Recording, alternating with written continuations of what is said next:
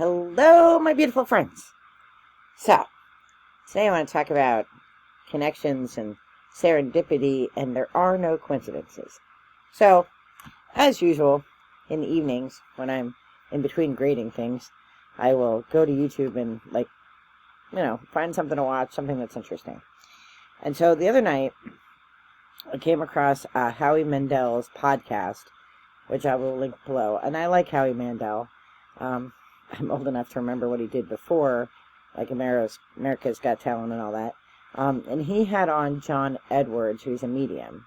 And I've seen some of John Edwards' stuff before, here and there, and different things that I've watched. And, I don't really have an opinion of him or Theresa Caputo or anyone like that. I think they all have gifts.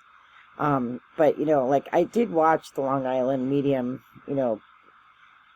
way back when it was first new, and I thought, there was genuine talent. And then over time, I think, and this is just my personal assessment, I just think Theresa got lost in the fame of it and the money, and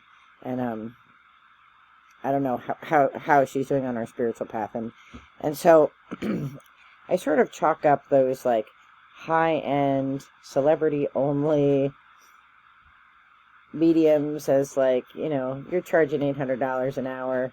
Like you're not out here for the regular people. You're out here for a certain clientele, and and not to say that it's wrong to charge, because obviously these folks make their living and pay for their children's braces with this work. So I get paid in my job. This is their job. They should get paid too. But clearly, if you're charging $800 an hour, you're not charging for regular people like me to come to you.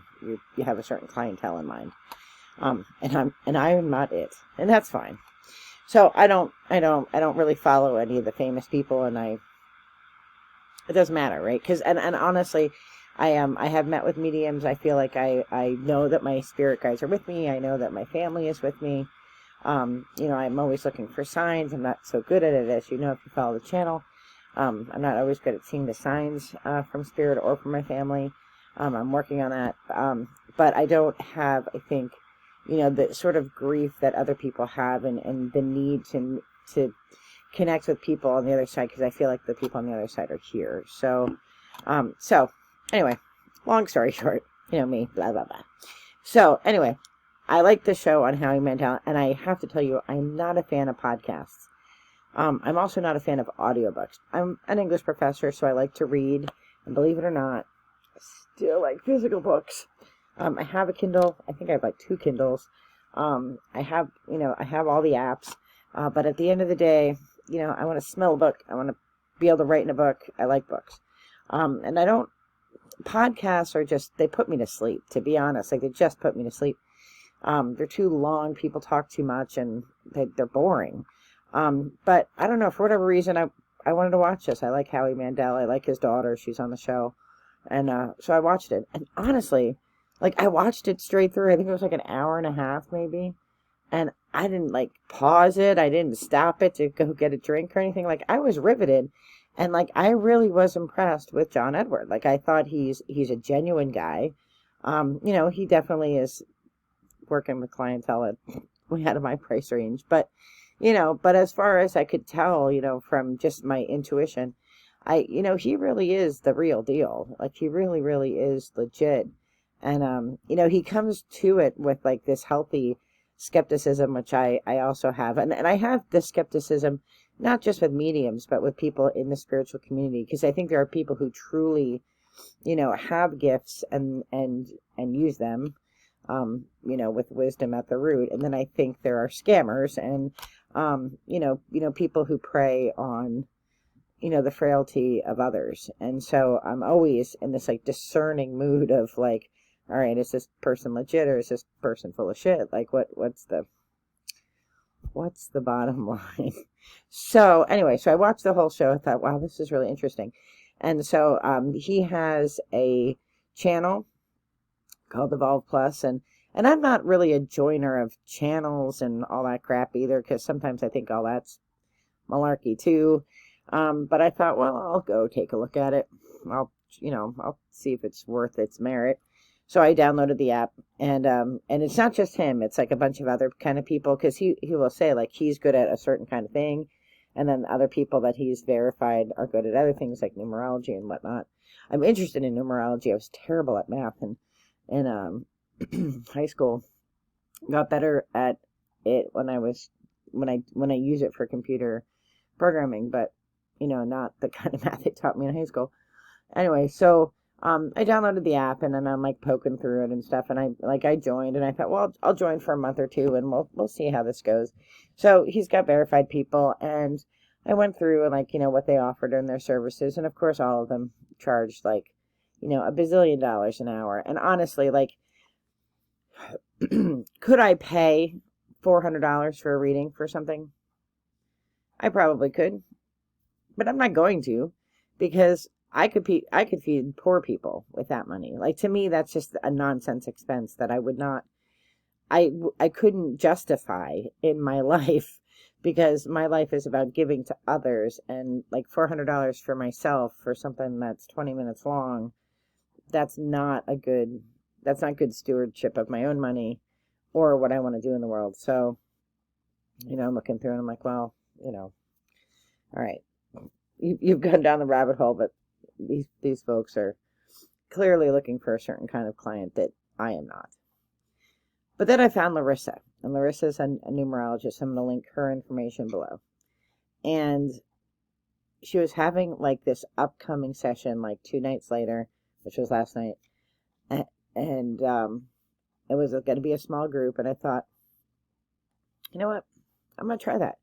Now, normally, excuse me, I would research her. I would, try to find all the information I could about her to find out if she was legit or not.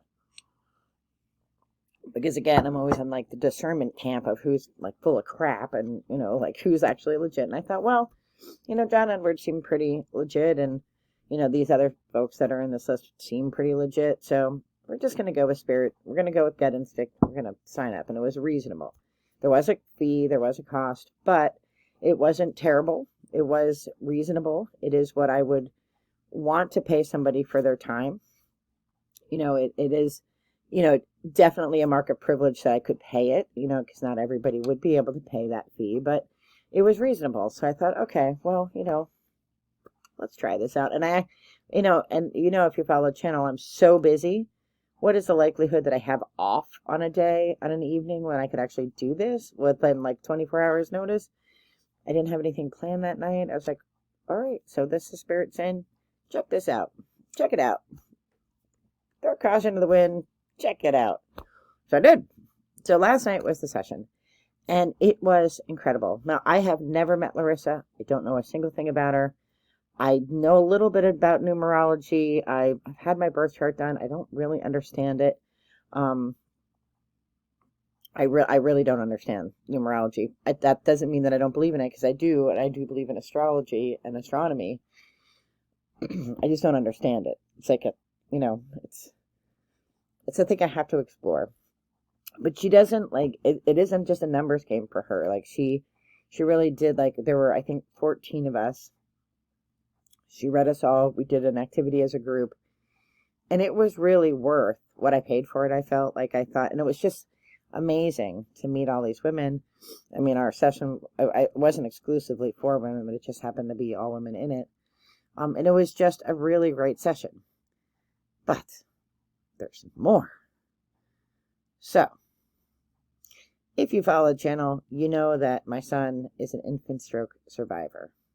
Now, that is a very rare thing for infants to have strokes, for children to have strokes, and to have them, that they're diagnosed at birth. A lot of times children will have strokes, but they don't get diagnosed until they're 4 or 5, and they're not doing things they're supposed to be doing in the progression of things you're supposed to do as a child. And then it's retrofitted back like, oh crap, your child had a stroke in utero. It's very rare that you find out that your child had a stroke in utero at that time. So what is the likelihood that Larissa's son and my son are both infant stroke survivors? And in our group is a woman who's transforming her life to be an advocate for special needs children. And I've just had to go through a week-long pain in the rear end advocacy for my 21-year-old son who has been diagnosed with gout. I mean, kid, he's never been sick. He starts this new culinary program. Now he can't walk. Nobody's letting him sit down. And I'm like, oh, we're not going to play these games. We are going to follow the ADA. And, I may look like a nice person, but I am a mama bear.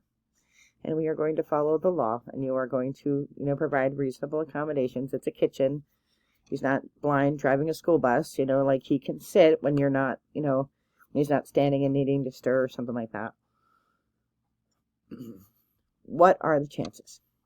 Like I left, so, and there's so much more, and I don't want to share the personal stories of other people, but it was like I left the session, like I was almost in tears at one point because I'm like, holy smokes, like Julian is 21 years old, and in his lifetime, now when he was young, I belonged to a hemiplegia support group of infant stroke survivors of, little like parents and little kids. It wasn't close to where I lived. So I try to connect into the community of other people who had children with strokes. But, and I went to a few, like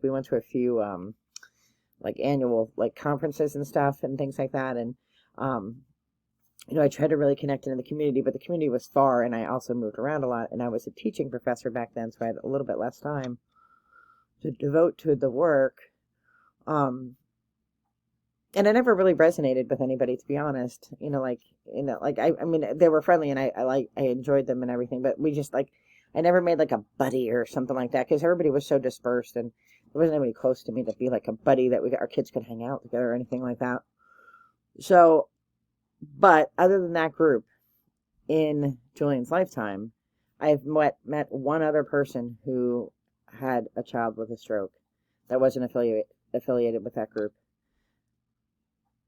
What's the likelihood that it would happen now?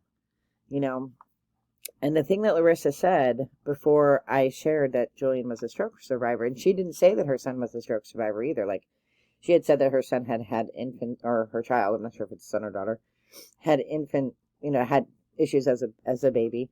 And she kept talking about the miracle and how she had promised God that she would make good on this miracle. And I remembered back to when Julian was born and we both survived, because of course I was in surgery for hours too, that I had said the same thing. Like, I will not let this miracle go to waste, God. If we survive, and we survive this 24 hours, I will not let this miracle go to waste. And she kept saying it, and I was like, it's interesting. And then somebody else was talking about being an advocate and her thing, and I typed in the chat, I'm like, my son's an infant stroke survivor. And Larissa was like, no way. There are no coincidences. People are brought together because Spirit wants them to be together. My reading was about, I'm a 1, I'm a life path 1, and I'm an 1, 0, a 10, 1. So that 0, means spirituality and 1 is usually teaching and things like that, which stands to reason. I'm a teacher. I don't know what to do with it yet, right? I don't know what to do with it, but funny, she said, start a group. Like, you're meant to start a group, and I have no idea how to do that, like how to start a platform or group. I belong to a bunch, but I have no idea how you start one. Well, that's not true. I do, because I have my groups on Meetup, right? I have my hiking group that I lead on Meetup. I have, I know how to start a group locally. I don't know how to do it online exactly. But, and I don't know what we would talk about. And I don't think I'm ready yet. Like, I think I have a lot more learning and things to do. At some point, I'm just going to have to do it.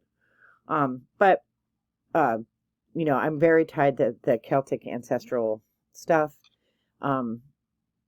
When it was my turn and she asked, like, what are you here for? The only thing I could think of was like, I was here out of sheer curiosity. That really was the answer. But really, like, I really do feel like my mission is to bring logic and reason to spiritual stuff. Because I think when you watch videos, there are people who are just way woo-woo, and you're like, whoa, what the hell? Suzanne Geisman, who who I like very much, and she's very logical and reasonable, having had a career, as a top brass in the Navy. She's also logical and reasonable, but she's also marketed to a certain kind of, I don't want to say woman, but it's mostly women, who remind me of people who like collected Longaberger baskets. Like, she definitely has a kind of person that she appeals to in her age group and demographic, older women, who are well off and Sedona bound, and not that, and there's nothing wrong with that. It's just that, younger people or people like me who are a little bit more academic, we I don't know, I want a group of people who can like talk about stuff and say like, I think that's bullshit and here's why. And then other people can say, well, I don't think it's bullshit and here's why. And then we can have a great honest discussion. So I don't know. I try to manifest what it is Spirit wants me to do with the spiritual gifts that I have. And the spiritual gifts that I have, I think they're about discernment. And I would like to be able to see, I'd love to be a medium and be able to connect to the spirit world and help people with their grief. But I feel like more the calling is to help people understand there's a spiritual, that we're all light and love. And it doesn't matter what brand you are, Christian, Muslim, Jewish, Wiccan, pagan, whatever, nothing, whatever.